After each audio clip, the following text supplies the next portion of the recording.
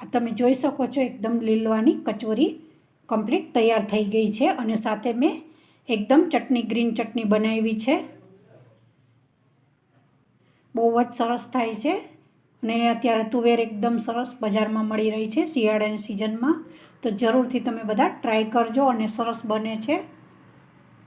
અને મેં ઘઉંના લોટમાંથી બનાવી છે, બહુ મેંદો નાખ્યો જ નથી, મેંદો નાખ્યો છે પણ ઓછો નાખ્યો છે, તો સરસ આ કચોરી બને છે। જય શ્રી કૃષ્ણ બધાને। આજે આપણે બનાવીશું, શિયાળામાં એકદમ તુવેર મળતી હોય છે અને એમાંથી જ આપણે એક કચોરી બનાવવાની છે, લીલવાની કચોરી। તો એની સામગ્રી જોઈ લઈએ। સૌપ્રથમ પહેલાં મેં એકદમ ફ્રેશ આ તુવેર લીધી છે અને આપણે મેંદામાંથી નથી બનાવવાની, ઘઉંના લોટમાંથી બનાવવાની છે, પણ એને 20% જેટલો જ આપણે મેંદો લેવાનો છે, બાકીનો આપણે બનતા સુધી ઘઉંનો લોટ જ લેવાનો છે। તો આ મેં 1 વાટકી ઘઉંનો લોટ લીધો છે, ત્યાર પછી આ ફ્રેશ ધાણા છે અને આ મેંદો લીધો છે। તમે જોઈ શકો છો બિલકુલ ઓછો જ મેંદો લીધો છે, કારણ કે મેંદો ન નાખો ને ખાલી ઘઉંના લોટમાંથી બનાવો ને તોય સરસ થાય છે। ત્યાર પછી આ મેં લીલા મરચાં લીધા છે, લસણ છે, ખાંડ છે અને આ લીંબુ છે અને આ થોડાક કાજુ છે। બસ આટલી સામગ્રી જ જોશે અને હજુ જો સામગ્રી જે જોશે તો તમે મારો એન્ડ તક વિડીયો જોશો તો તમને ખબર પડશે કે હજુ હું શું શું નાખું છું। તો સ્ક્રિપ કર્યા વગર તમે છેક સુધી મારો વિડીયો જોશો તો તમને બનાવવામાં સહેલી રીત પડશે। તો ચાલો આપણે બનાવી દઈએ લીલવાની કચોરી। હવે આપણે એક મિક્સર જાર લેવાનું છે અને એમાં આ બધા જે આ તુવેર છે એને આપણે ક્રશ કરી દેવાની છે, પણ ક્રશ કેવી રીતે કે દરદરી રાખવાની છે, બહુ એકદમ પેસ્ટ નથી બનાવી દેવાની। અને એની જોડે આપણે અડધા મરચાં અત્યારે નાખીશું અને અડધા આખા મરચાં આપણે જ્યારે એનું સાતળીશું તુવેરને ત્યારે નાખીશું। તો અત્યારે આપણે ખાલી આ મરચાં જ નાખવાના છે, એ પણ 4-5 જ નાખવાના છે, બાકી આપણે બધા તેલમાં સાતળી અને નાખવાના છે। આદુ લસણ ને એ બધું આપણે તેલમાં સતળાય ત્યારે જ બી અને એ ખાંડણીમાં કરવાનું છે, કારણ કે આમાં કરવાથી એનો ટેસ્ટ સારો આવતો નથી। તો આને આપણે ક્રશ કરી દઈએ। હવે એકદમ તમે જોઈ શકો છો આ સરસ આવી જ રીતે દરદરો થઈ ગયું છે તુવેરને, કારણ કે બહુ નથી પીસી દેવાની, હજુ આપણે આને તેલમાં થોડી સાતળવાની છે। તો આ આપણું કમ્પ્લીટ તૈયાર થઈ ગયું છે। હવે આપણે આને બધા મસાલા કરી દઈએ। હવે આપણે જે કચોરીનો ઉપરનું પડ બનાવવાનું છે એનું આપણે લોટ બાંધી લઈએ। તો સૌપ્રથમ પહેલાં મેં એકદમ આ ચાળેલો ઘઉંનો લોટ લીધો છે, 1 વાટકી લીધો છે અને એને એમાં આ એક ચમચીથી થોડુંક કમ્પ્લીટ પૂરી જ છે, થોડુંક બાકી છે, તે મેંદો લઈ લેવાનો છે, એ બી ચાળેલો જ છે। ત્યાર પછી સ્વાદ અનુસાર મીઠું નાખીશું આપણે અને થોડોક અજમો નાખીશું। અજમાને આવી રીતે હાથથી મસળી અને નાખવાનો છે।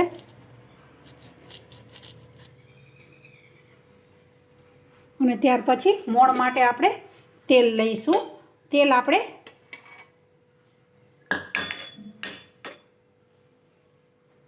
હું અત્યારે 1 ચમચો તેલ લઈશ, કારણ કે મોણ એકદમ સારું હશે તો જ આપણી જે કચોરી છે એકદમ ખસ્તા કચોરી બનશે। હંમેશા મોણ સારું રાખો ને તો જ કચોરી સારી બને છે, નહીતર એકદમ ચવડ થઈ જાય છે કચોરી। હવે આપણે બધી આ વસ્તુને એકદમ મિક્સ કરી દેવાની છે।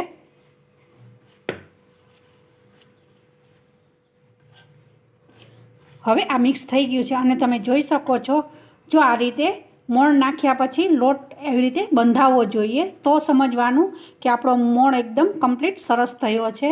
જો આ રીતનું થાય ને તો જ એકદમ ખસ્તા કચોરી બનશે। બહુ વધારે મોણ પડી જાય તો બી ન સારું કહેવાય અને બહુ ઓછું મોણ હોય તો બી નથી કચોરી સારી બનતી, એટલે આ રીતે રાખવાનું છે। તો આ આપણે કમ્પ્લીટ થઈ ગયું છે। હવે આપણે લોટ બાંધી દેવાનો છે। લોટમાં આવી રીતે મેં 1 ચમચીનો માપ લીધો છે અને લોટ એકદમ બહુ કઠણ નથી કરવાનો અને બહુ ઢીલો બી નથી બાંધી દેવાનો, મધ્યમ રાખવાનો છે। થોડું થોડું પાણી નાખી આપણે હાથમાં આવી રીતે પાણી લઈ અને લોટ બાંધવાનો છે અને લોટને આપણે 5 થી 10 મિનિટ એકદમ મૂકી દેવાનો છે, જેથી કરી અને લોટ આપણો સરસ થઈ જાય। આમ તો વધારે પડતો ઘઉંનો લોટ છે એટલે કંઈ બહુ રાખવાની જરૂર નથી, પણ જો ખાલી મેંદો હોય ને તો આપણે વધારે રાખવો પડે છે।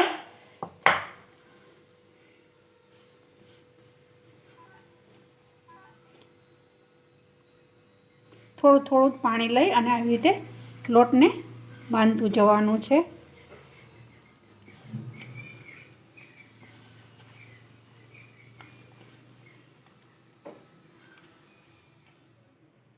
હવે આપણો લોટ સરસ બંધાઈ ગયો છે. તમે જોઈ શકો છો બહુ ઢીલો બી નથી અને એકદમ મેં કઠણ બી નથી બાંધ્યો. બસ આ રીતનો જ આપણે લોટ રાખવાનો છે.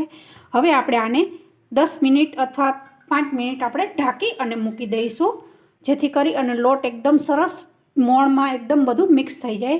હવે આપણે જે પૂરણ છે એની તૈયારી કરી દઈએ અને એને આપણે તેલમાં એકદમ સાતળી દેવાનું છે. હવે એકદમ તવો ગરમ થઈ ગયો છે અને આપણે થોડુંક જ તેલ નાખવાનું છે, કારણ કે આપણે પૂરણમાં બહુ બધું તેલ નથી નાખવાનું. તમે જોઈ શકો છો મેં એક અડધી ચમચી તેલ નાખ્યું છે. થોડુંક તેલ ગરમ થઈ જાય પછી આપણે બીજા મસાલા કરીશું.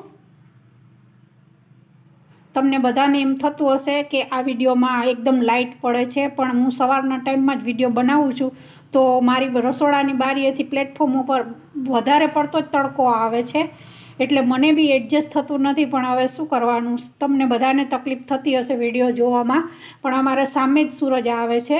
એવી રીતે બારી છે કે રસોડામાં જ બધો એકદમ પ્રકાશ આવે છે, તો મને બી વિડીયો બનાવવામાં થોડુંક ફાવતું નથી.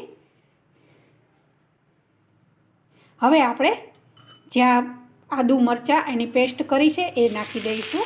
એને તેલમાં એકદમ સાતળી દેવાની છે, જેથી કરી અને એનો કાચો ટેસ્ટ છે એ આવે નહીં.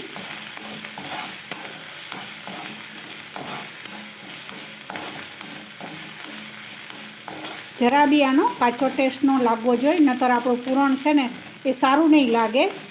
લસણ અને આદુનું એકદમ કાચો ટેસ્ટ આવશે, એટલે આને થોડુંક શેકી દેવાનું એકદમ. ત્યાર પછી આપણે કાજુ નાખી દઈશું. કાજુને આવી રીતે તેલમાં જ નાખી દેવાના છે અને તમે જોઈ શકો છો મેં એકદમ ઝીણા પીસ કર્યા છે, કારણ કે ઝીણા પીસ કરવાથી કચોરીમાં એકદમ સરસ સહેલાઈથી મિક્સ થઈ જશે. કાજુને બી આવી રીતે તેલમાં સાતળી દેવાના છે, એટલે એને એકદમ સરસ ક્રિસ્પી થઈ જાય. ત્યાર પછી જે આપણે આ પૂરણ કર્યું છે મેં એ નાખી દેવાનું છે. પૂરણમાં જેટલું આવી રીતે તમે શેકશો ને એવી રીતે એમાં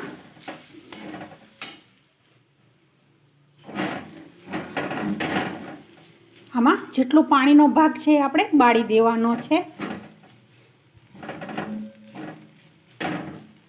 હવે આપણે ખાંડ લીધી છે 1 ચમચી.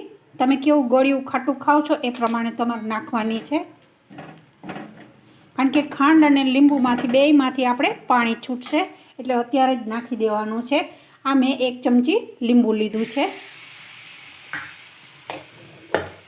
ત્યાર પછી સ્વાદ અનુસાર આપણે મીઠું નાખીશું. આમાં કોઈ એકદમ આપણે ગ્રીન જ બનાવવાનું છે, તો લાલ મરચું તો બિલકુલ નાખવાનું નથી, હળદી નથી નાખવાની કે નથી ધાણા જીરું નાખવાનું.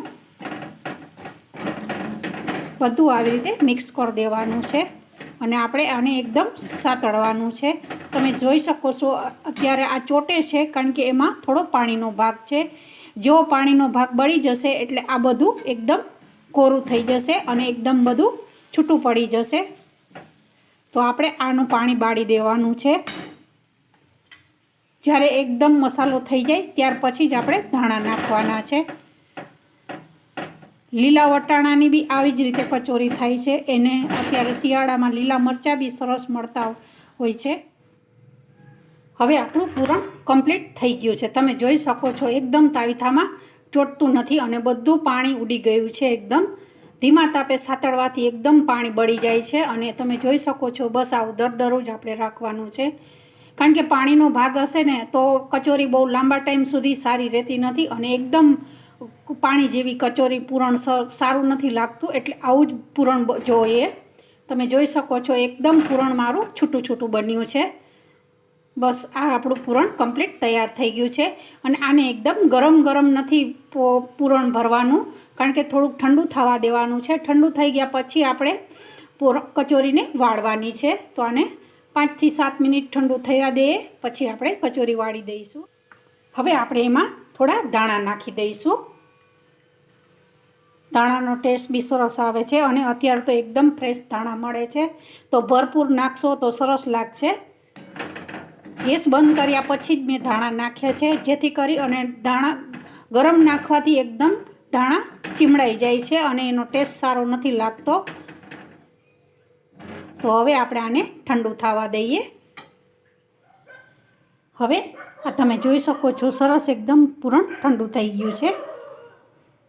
હવે આપણે એની કચોરીમાં જે અંદર પૂરણ ભરવાનું છે એને આવી રીતે જેવી રીતે આપણે લાડવા વાળી છીએ એવી રીતે આમ હાથમાં લેવાનું છે અને પછી આવી રીતે ગોળ વાળી દેવાનું છે, જેથી કરી અને એકદમ સહેલાઈ રહે. આપણે જ્યારે કચોરી વણીએ ત્યારે એકદમ સરસ સહેલાઈથી કચોરી બની જાય અને આસાનીથી આવી રીતે બની જાય છે. તમે જોઈ શકો છો.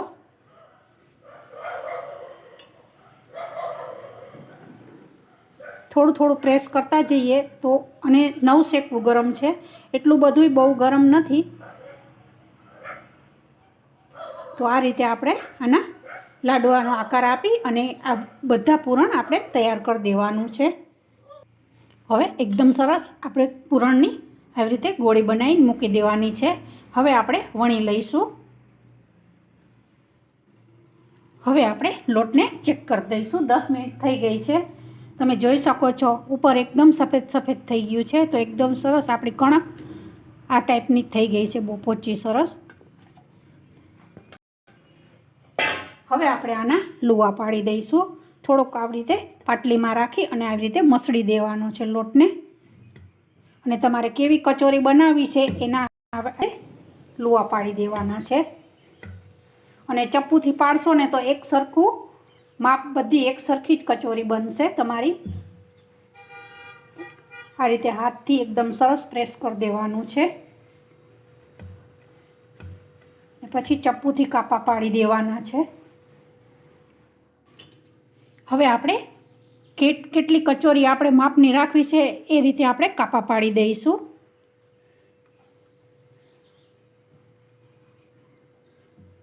આવી રીતે એક સરખી કચોરીનો માપ થાય છે.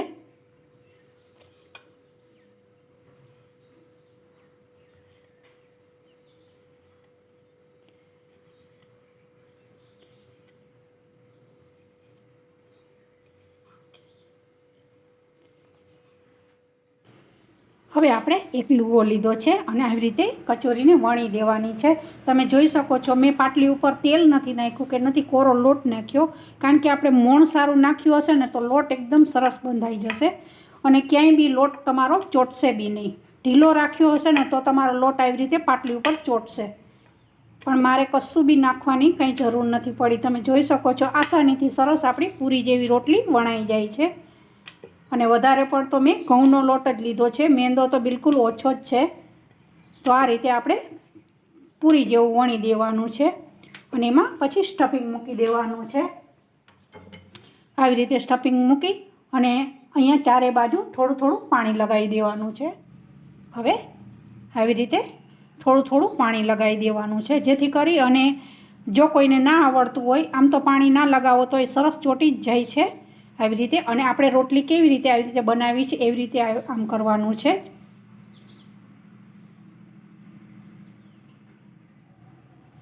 અને લોટને સીધું ખેંચતું જવાનું છે. આવી રીતે ચીપટી ચીપટી કરવાનું છે.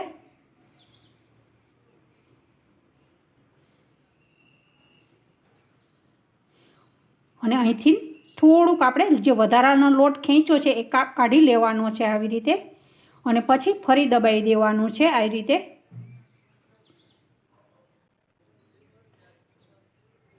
આવી રીતે દબાવી અને પછી પાછું આવી રીતે પ્રેસ કરી દેવાનું છે.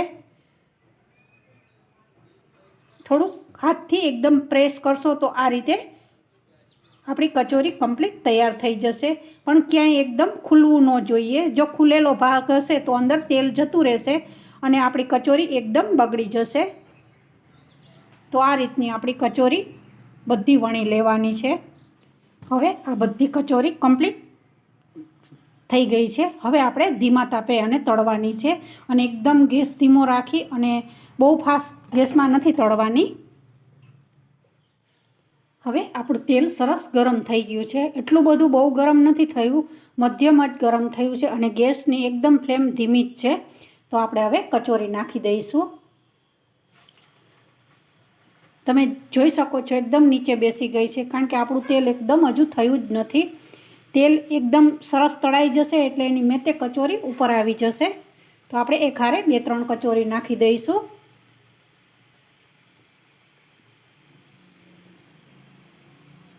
અને થોડી થોડી છૂટી કરી દઈશું આવી રીતે.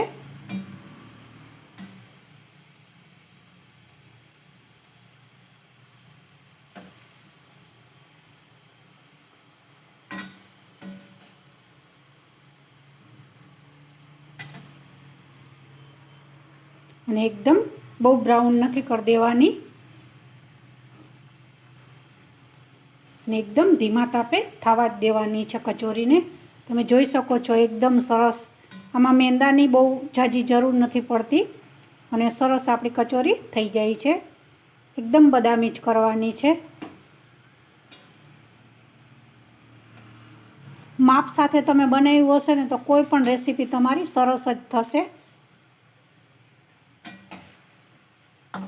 અને થવા દેવાની છે હજુ, કારણ કે હજુ કાચો ભાગ છે. આવી રીતે પણ વચ્ચે વચ્ચે જાળાથી આવી રીતે ફેરવતું જવાનું છે, જેથી કરી અને ક્યાંય પણ કાચો ભાગ હોય એ સરસ એકદમ તેલમાં શેકાઈ જાય.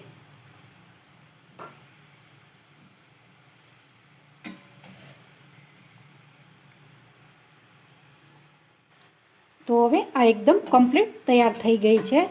તમે જોઈ શકો છો. બસ આ ટાઈપની આપણે કચોરી રાખવાની છે. એકદમ બહુ બ્રાઉન નથી કરી દેવાની. આ થોડી ઠંડી થશે એટલે એકદમ ક્રિસ્પી કચોરી થશે. બસ આ જ રીતે આપણે બીજી બધી કચોરીઓ સરસ તળી લઈશું. તમે જોઈ શકો છો એકદમ સરસ આપણો તળાઈ ગઈ છે કચોરી. તો આ છે કમ્પ્લીટ મારી લીલવાની કચોરી તૈયાર થઈ ગઈ છે. તમે જોઈ શકો છો એકદમ આસાનીથી આ સરસ રેસીપી થઈ જાય છે. અને જોડે મેં ગ્રીન ચટણી બતાવી છે, કારણ કે આ ચટણી મેં એકવાર 2 થી 3 વાર વિડીયો અપલોડ કરેલો છે, તો તમે જોઈ શકો છો મારી ચટણીની બી રેસીપી. અને આ આપણી એકદમ ખસ્તા કચોરી થઈ છે. તમે જોઈ શકો છો હજુ થોડીક ગરમ છે એટલે એટલી બધી ક્રિસ્પી તો બી તમે જોઈ શકો છો. તો આ આપણી એકદમ સરસ કચોરી કમ્પ્લીટ તૈયાર થઈ ગઈ છે લીલવાની. અત્યારે શિયાળામાં આ એકદમ સરસ લીલી તુવેર મળે છે, તો જરૂરથી તમે બધા ઘરે ટ્રાય કરજો. આ સરસ રેસીપી છે અને અમારા ચરોતરમાં આ રેસીપી તો લીલવાની કચોરી પ્રખ્યાત છે. જે ઉત્તરાયણ હોય છે એમાં આ કચોરી બહુ જ સરસ મળતી હોય છે. તો તમે જોઈ શકો છો એકદમ કમ્પ્લીટ મારી રેસીપી તૈયાર થઈ ગઈ છે. અને જો તમને બધાને મારો વિડીયો આ પસંદ આવે તો લાઈક કરજો, શેર કરજો, બેલ આઇકન બટન દબાવી વિધિ ચેનલને સબસ્ક્રાઈબ કરજો. અને હા, નવા સબસ્ક્રાઈબર હો ઓર પહેલી વાર જો મારો વિડીયો તમે જોતા હો અને તમને પસંદ આવે તો જરૂરથી મને સબસ્ક્રાઈબ કરજો, જેથી કરી અને આવી નવી નવી રેસીપી હું બનાવું તો તમે બનાવી શકો અને જોઈ શકો. તો બધાને જય શ્રી કૃષ્ણ.